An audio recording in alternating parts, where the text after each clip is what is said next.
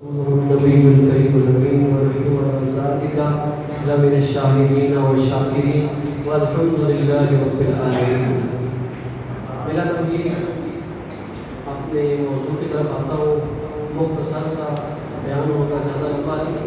محبت کے ساتھ بیٹھیے گا, محبت کے ساتھ سنیے گا. اللہ انشاءاللہ اس کا آپ کو بہت زیادہ اجر عطا فرمائے گا.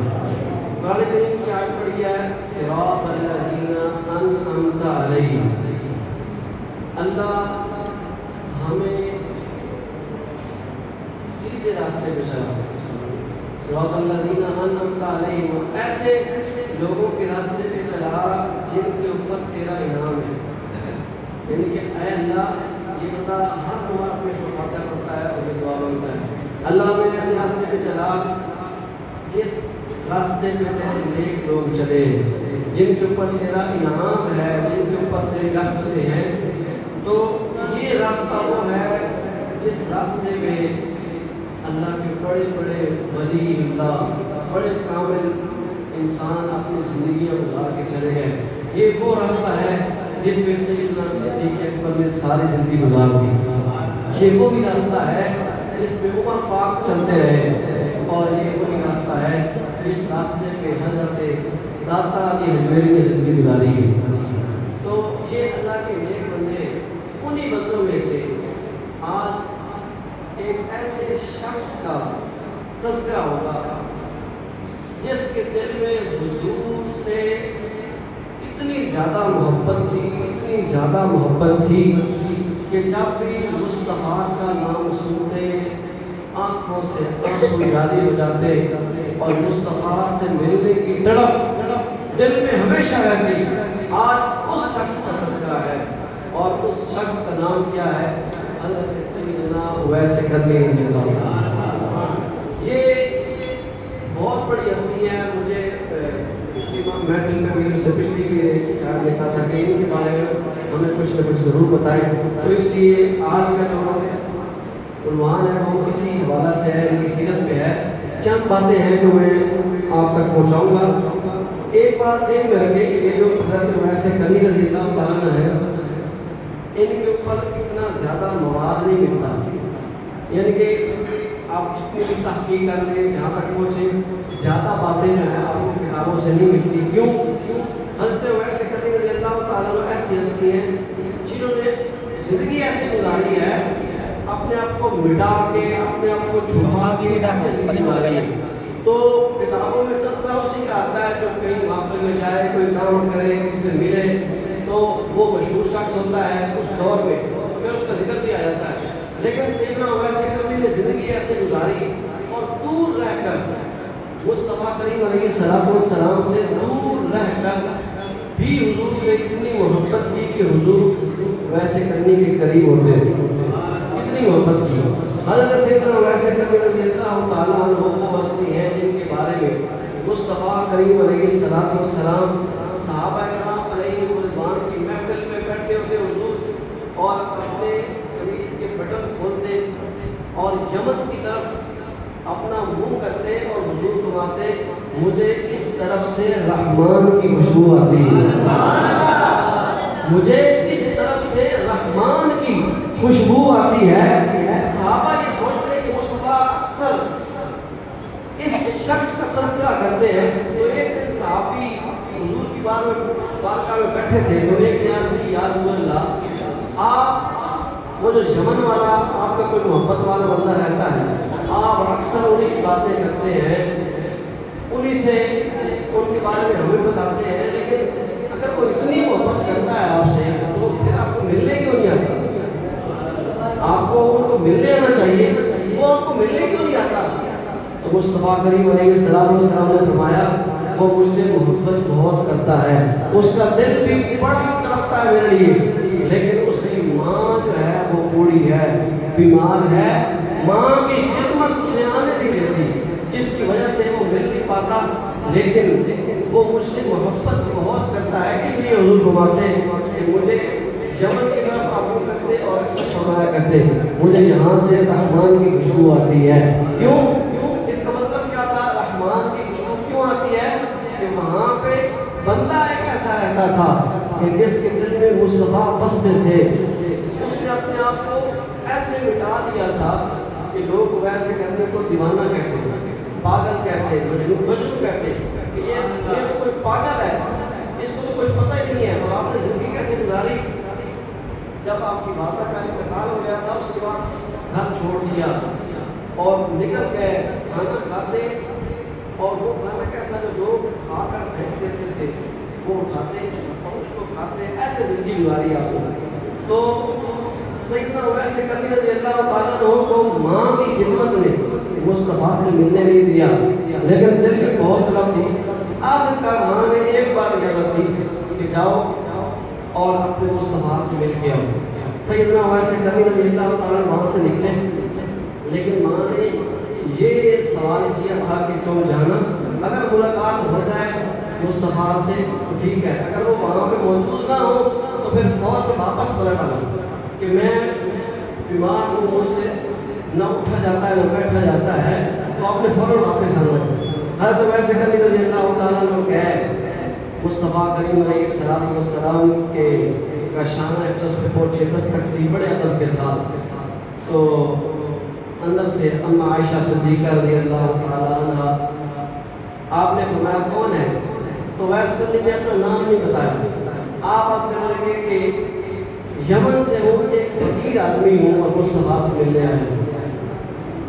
اما عائشہ صدیقہ رضی اللہ تعالیٰ عنہ آپ فرمانے لگے کہ حضور تو یہاں پہ نہیں ہیں، وہ تو کہیں گئے ہوئے ہیں، پتہ نہیں کب واپس آتے ہیں، تو آپ رک جاؤ، جیسے مصطفیٰ آئیں گے آپ ملاقات کر کے چلے جانا۔ لیکن اویس کرنی رضی اللہ تعالیٰ عنہ آپ رکے نہیں، اور عرض کی کہ میں رک نہیں سکتا، میری ماں کا حکم ہے، تو زیارت کے لیے آئے تھے، مصطفیٰ ملے نہیں، آپ کہیں گئے تھے، تو وہ وہیں سے ہی خالی لوٹ کے چلے گئے واپس۔ تو روایت میں آتا ہے کہ جب مصطفیٰ کریم علیہ السلام گھر پہنچے، واپس آئے، جیسے ہی حضور گھر پہنچے تو حضور کے پہلے الفاظ یہ تھے، آپ فرمانے لگے عائشہ کون آیا تھا؟ عائشہ آج کون آیا تھا؟ تو اما عائشہ صدیقہ رضی اللہ تعالیٰ عنہ آپ فرمانے لگی حضور خیریت ہے؟ آپ نے پہلے تو کبھی ایسے نہیں پوچھا، آج کوئی خاص بات ہے، کوئی خاص آدمی آیا تھا؟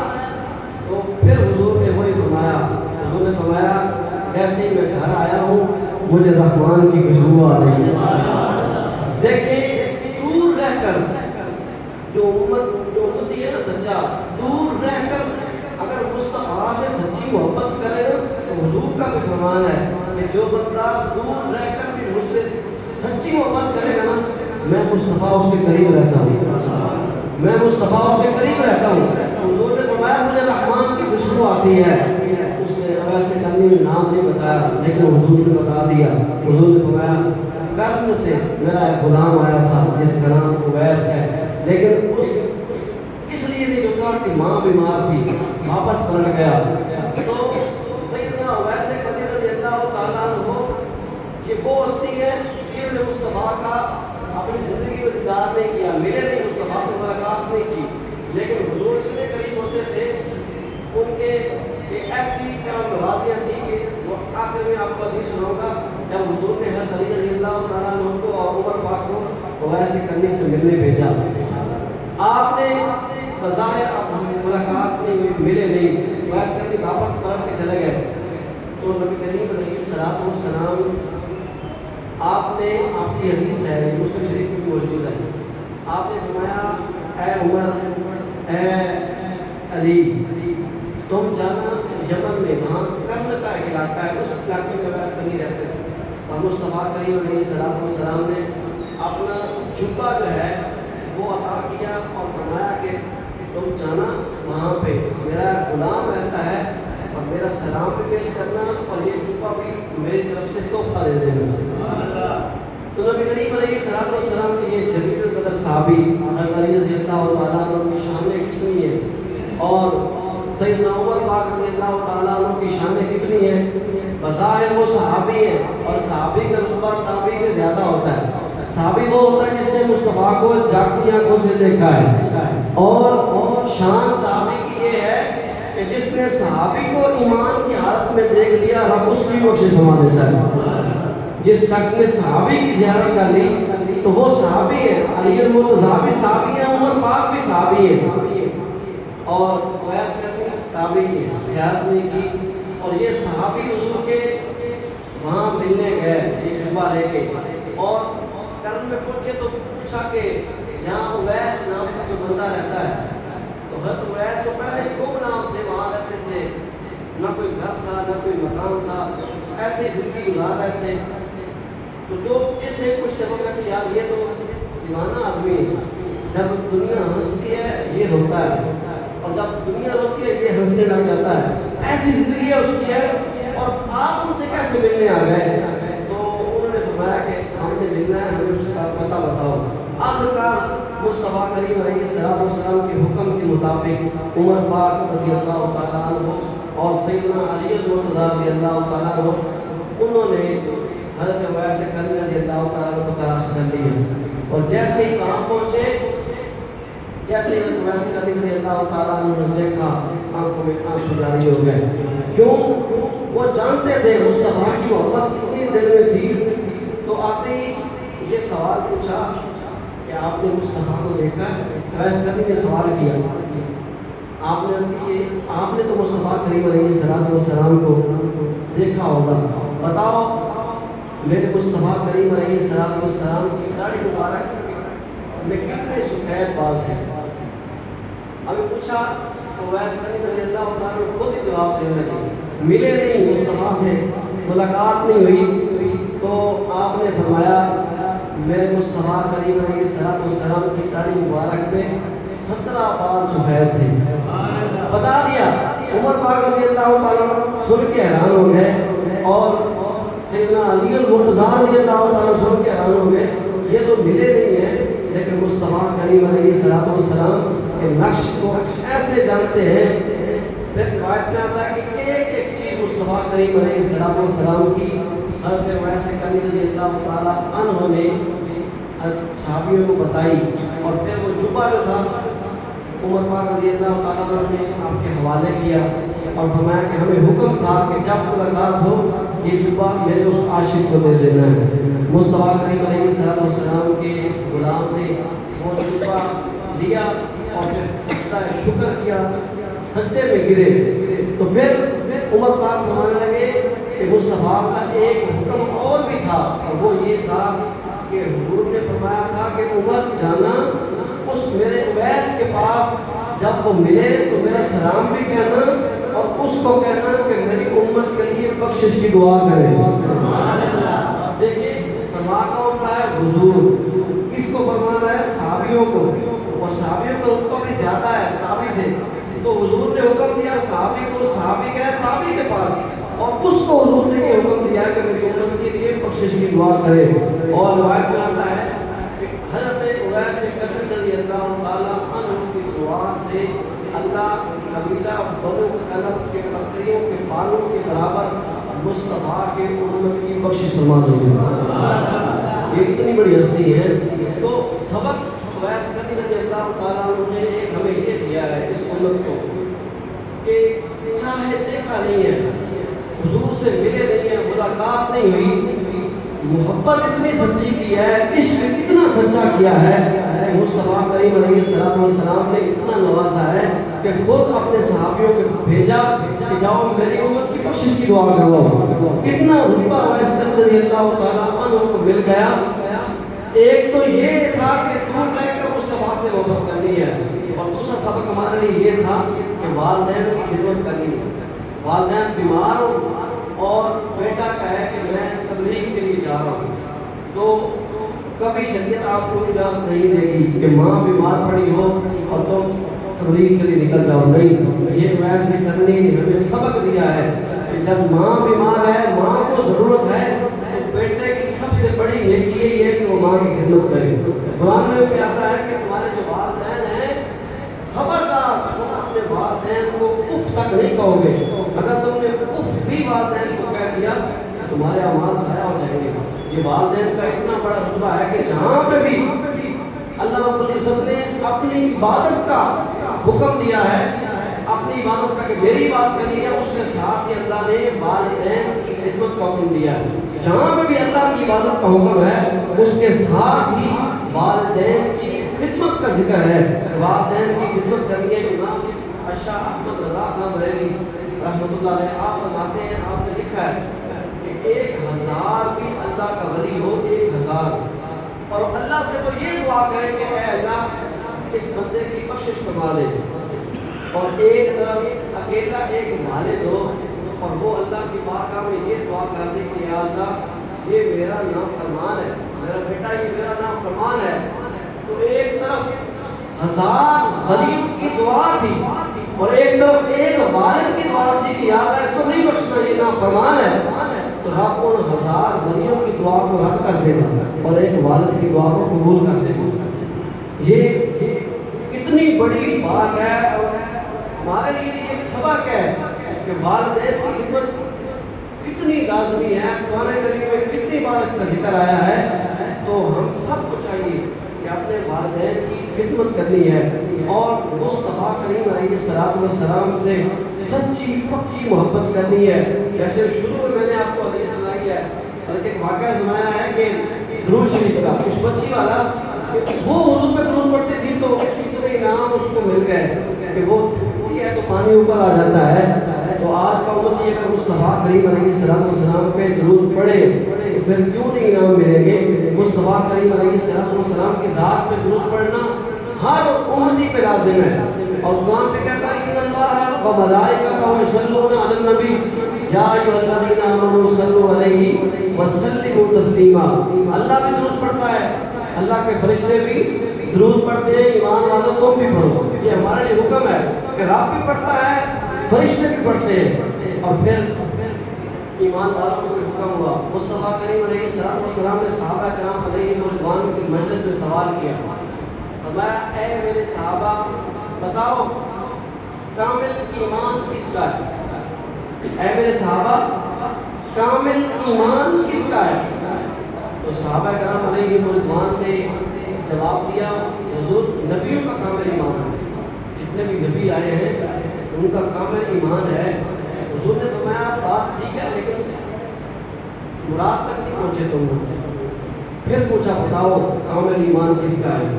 صحابہ کہنے لگے یا رسول اللہ ہمارا، کیونکہ ہم نے آپ کو دیکھا ہے، ہم آپ کے قریب ہیں، ہم نے آپ سے سیکھا ہے تو ہمارا ایمان کامل ہے. تو مصطفیٰ کریم علیہ السلام نے فرمایا نہیں، تم نے تو دیکھا ہے، تم نے دیکھا ہے کہ درخت سجدے کیسے کرتے ہیں، تم نے دیکھا ہے کہ پتھر کلمے کیسے پڑھتے ہیں، تم نے دیکھا ہے پھر کلمہ پڑھا ہے، تم نے یہ ساری چیزیں دیکھی ہیں. تم نے یہ بھی دیکھا ہے کہ حضور کے اشارے سے چاند کے ٹکڑے ہو گئے، تو تم نے دیکھا ہے.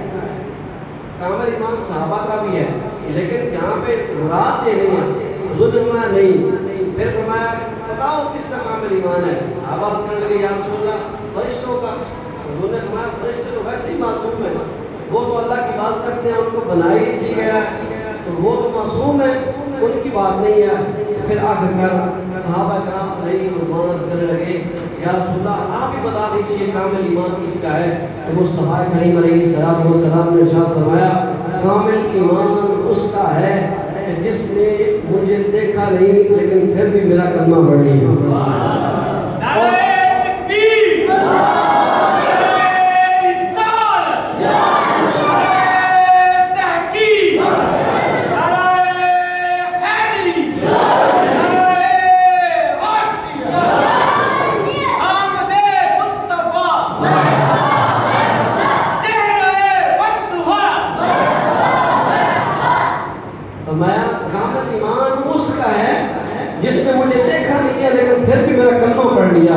اور اسی مقام پہ مصطفیٰ کریم علیہ السلام نے فرمایا اے میرے صحابہ تمہیں مبارک ہو کہ تم نے میرا کلمہ پڑھا ہے اور تم ایمان لے کے آئے ہو، لیکن میں مصطفیٰ یہ فرماتا ہوں کہ ساتھ مبارکیں ان کے لیے ہیں جنہوں نے مجھے دیکھا تو نہیں ہوگا، لیکن جب سنیں گے کہ مصطفیٰ کی واللین زلفیں ایسی تھی اور قدم اٹھیں گے جنہوں نے مجھے دیکھا نہیں ہے لیکن وہ میرے حسن کے چرچے سن کے ان کے چہرے مسکرا رہے ہوں گے، ان کو میں مصطفیٰ ساتھ مبارکیں دیتا ہوں کہ وہ مجھ پہ ایمان لے کے آئے.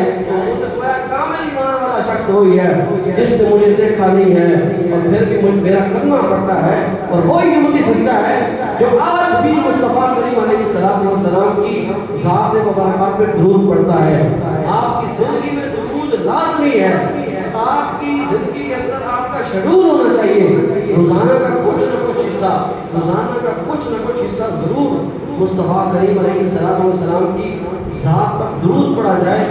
इसके बेशुमार फ़वाइद हैं।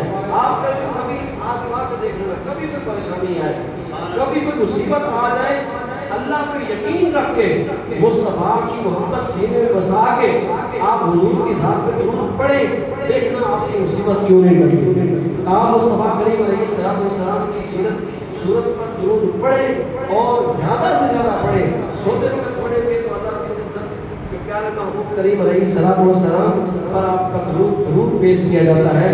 और मुस्तफ़ा करीम अलैहिस्सलाम सुनते भी हैं और आपको जवाब भी देते हैं। नबी करीम अलैहिस्सलाम के तमाम सहाबा किराम अलैहिम रिज़वान ने बड़ी कुर्बानियाँ दी हैं दीन के लिए। और कल में बड़े सहाबा को पकड़ कर मारा जाता, घसीटा जाता। देखो हज़रत बिलाल हबशी रज़ियल्लाहु तआला के साथ कितने जुल्म हुए। आपके ऊपर पत्थर रखे गए और कील ठोके गए आपके जिस्म में, अंगारों के ऊपर तपते और रेत के ऊपर जो है वो लिटाया गया। लेकिन जब भी पूछा जाता था कि बिलाल आप छोड़ते हो कलमा, वो कहते थे कुल हुवल्लाहु अहद अल्लाहु समद। इसी तरीके से मुस्तफ़ा करीम अलैहिस्सलाम के सहाबा में बड़े इम्तिहान हैं। हम लोग कहते हैं, हम आज बैठ के आराम से कह देते हैं यार बड़े सहाबा ने कुर्बानियाँ दी, सहाबा को बड़ी मुश्किलात थी, हम कह देते हैं। लेकिन कभी सोचा है कि मुश्किलात कितनी थी? हुजूर के एक सहाबी है, जब उन्होंने कलमा पढ़ा तो माँ ने भूख हड़ताल कर दी। माँ कहने लगी मैं उस वक्त तक खाना नहीं खाऊंगी जब तक मोहम्मद अरबी का कलमा नहीं छोड़ेगा। और वो बाहर में बैठने वाले थे, लोगों में बैठते थे, वो बाहर जाते तो लोग ताने देते कि तू यहाँ बैठ के बड़ी बातें करता है, हमें समझाता है, और माँ तेरी तुझ पे नाराज है। तो ताने सुने, लोगों की बातें सुनी।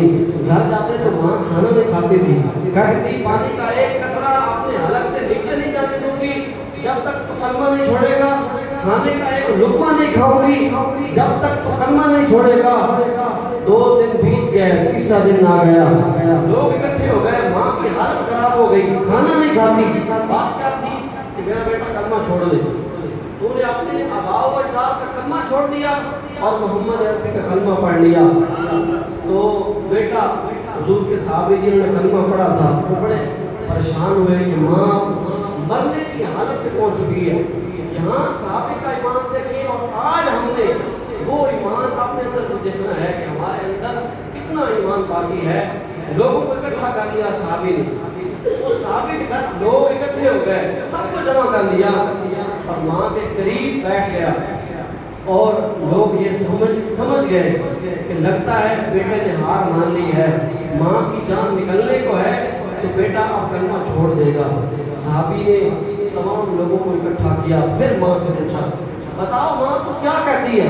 माँ ने कहा बेटा मैं साफ नहीं बता रही हूँ कि जब तक तो कलमा नहीं न छोड़ेगा तब तक मैं कोई शायद खाऊंगी नहीं, मर जाऊंगी। तो फरमाया सहाबी ने माँ तूने जो कहना था कह दिया, अब मेरी बात भी सुन। हुजूर के सहाबी बोले कुर्बान जाऊं। आप फरमाने लगे मेरी माँ और ये सारे लोग तुम सुन लो, ये तेरी एक जान है ना, अगर अल्लाह ने तुम्हें इस जैसी 1000 जानें दी होती और तू 1000 बार ऐसे ही मरती मर जाती, मुझे कोई फर्क नहीं पड़ता, मैं फिर भी मुस्तफा का कलमा नहीं छोड़ूंगा। तो लोग हैरान हो गए कि हमने समझा कलमा छोड़ने लगा है, लेकिन सहाबी का ईमान ऐसा था। सहाबी ने फरमाया माँ ठीक है मोहब्बत अपनी जगह, लेकिन वो मुस्तफा का फरमान पहले है, तुम में से कोई बंदा उस वक्त तक कामिल ईमान वाला हो नहीं सकता जब तक वो अपनी जान से, जब तक वो अपने वालिदैन से, जब तक वो अपने बच्चों से, अपने माल से बढ़कर मुझ मोहम्मद से मोहब्बत न कर ले। ये ईमान का एक हिस्सा है और सहाबी ने साबित करके दिखाया। सहाबी कहने लगे इमाम तुम्हारी अगर इस जैसी 1000 जानें भी होती तो बार बार मरती, मुझे कोई फर्क नहीं पड़ता, मैं मुस्तफा का कलमा नहीं छोड़ूंगा। ये सबक सहाबी हमें दे के गए हैं। आज भी ہمیں مصطفیٰ کریم علیہ السلام سے ایسی محبت کرنی ہے۔ آخر بات حضرت اویس کرنی رضی اللہ تعالیٰ کی بات تھی تو اکثر نا من گھڑت حدیث سے بیان کی جاتی ہیں اور اکثر ہمارے سٹیجوں پہ کی جاتی ہے، یہ حقیقت بات ہے۔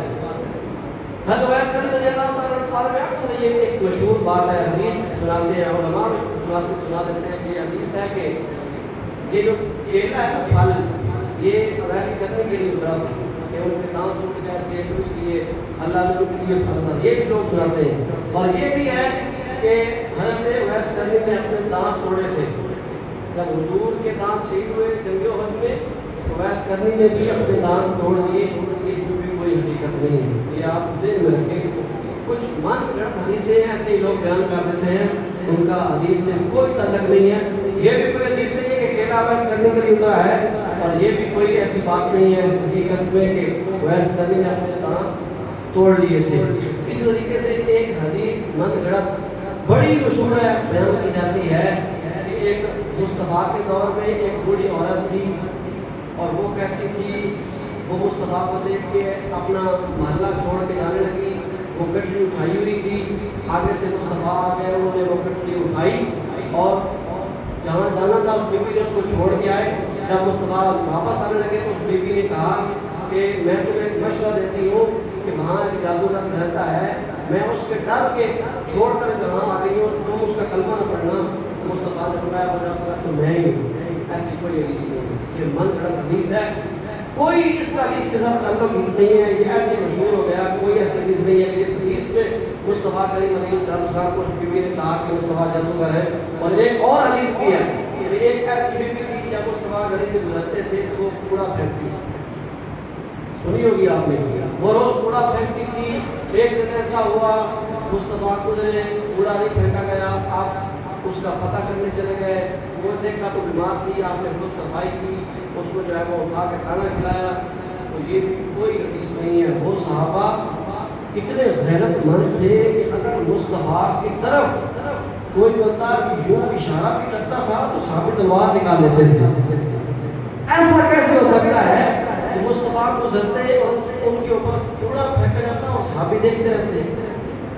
کوئی ایسی حدیث نہیں ہے، یہ بھی من گھڑت حدیث ہے جو مشہور ہے کہ مصطفیٰ کریم علیہ السلام پر وہ مائی بی بی ہے وہ کوڑا پھینکا کرتی تھی، ایسی کوئی حقیقت نہیں ہے۔ اور ایک آخری بات میں آپ کو بتانے لگا ہوں، آپ کو بڑی حیرانگی ہوگی اور آپ سوچ میں پڑ جائیں گے، یہ بھی ایک حدیث مشہور ہے، یہ بات بھی عوام الناس میں مشہور ہے کہ حضرت بلال حبشی رضی اللہ تعالیٰ عنہ نے اذان نہیں دی تھی تو سورج نہیں نکلا تھا۔ سنیے یہ بات، سنیے سب نے سنی ہوگی، اس کا بھی حدیث کے ساتھ کوئی تعلق نہیں ہے، کسی سے جا کے مرضی پوچھ لینا، حدیث کا صحیح حدیثوں میں کوئی تعلق نہیں ہے کہ ایسا واقعہ ہوا ہو کہ حضرت بلال حبشی نے اذان نہیں دی اور سورج طلوع نہیں ہوا، ایسی کوئی بات نہیں۔ بلکہ ایک دفعہ ایسا ہوا تھا کہ ہم لوگ واپس آ رہے تھے راستے میں، تو حضرت بلال حبشی رضی اللہ عنہ کی ڈیوٹی لگائی تھی، سب سو گئے، حضور بھی آرام فرمانے لگے، تو آپ نے ڈیوٹی لگائی تھی کہ جب صبح کا وقت ہو تو تم نے سب کو اٹھانا ہے۔ اللہ کا کرنا ایسا ہوا کہ بلال حبشی خود سو گئے اور سورج طلوع ہو گیا، جب دھوپ آئی تو سارے صحابی اٹھ گئے، دیکھا تو نماز کا وقت آ چکا تھا۔ اس وقت مصطفیٰ کریم علیہ السلام نے بلال حبشی کو فرمایا کہ میں نے تو آپ کی ڈیوٹی لگائی تھی، لیکن آپ نے غصہ نہیں فرمایا، کوئی ایسی بات نہیں کی، لیکن ایک اللہ کا کرنا ایسا تھا کہ سب سو گئے اور سورج کی دھوپ سے اگر ایسا ہوتا تو جب وہ سب سوئے تھے تو سورج کو تب بھی طلوع نہیں ہونا چاہیے۔ ایسے ہی ہے نا، اگر بلال نے اذان نہیں دی تھی تو سورج نہیں نکلا تھا تو اس وقت تو بدل کا اولا سورج کو نہیں نکلنا چاہیے تھا، کیونکہ انہوں نے ڈیوٹی لگائی تھی حضرت بلال کی کہ تم نے سب کو اٹھانا ہے۔ تو ایسی کوئی حقیقت نہیں ہے، یہ ہمیں اس بات کا علم ہونا چاہیے۔ ایسے ہی من گھڑت حدیثیں جو ہیں وہ نہ سننی چاہیے نہ کسی کو سنانی چاہیے۔ حضور کا فرمان ہے جس نے مجھ پر جھوٹ باندھا، میری طرف سے خود ہی کوئی ایسی بات کر دی، اس کا ٹھکانہ جہنم میں ہے۔ اللہ ہمیں سمجھنے سمجھانے کی توفیق نصیب فرمائے۔